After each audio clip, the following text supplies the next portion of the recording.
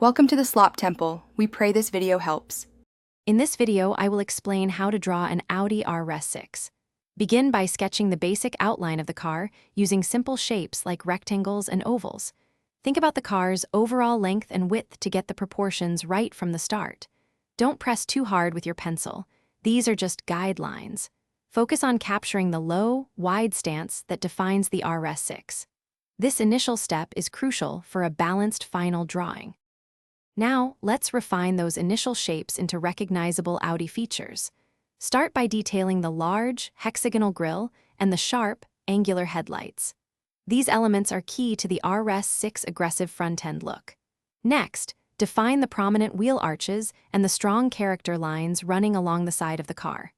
Carefully draw the windows and door panels, paying attention to their angles and how they interact with the bodywork. Moving on, it's time to add the wheels and tires, ensuring they have the correct perspective and size for the car's body. The large, sporty wheels are a signature part of the RS6. Then, work on the rear of the car, sketching the distinctive taillights, the robust rear bumper, and the dual exhaust pipes. Once these details are in place, go over all your lines, making them cleaner and more defined. Finally, gently erase any remaining construction lines. To bring your Audi RS6 to life, apply shading to create depth and dimension.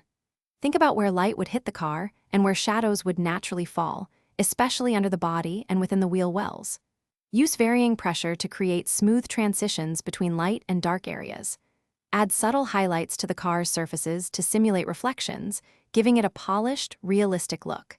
And hey, if you're looking to keep your own ride smelling fresh, check the description for a link to Little Tree's black ice and other great deals. This final step truly makes your drawing pop. Thanks for watching. Consider subscribing if we helped you.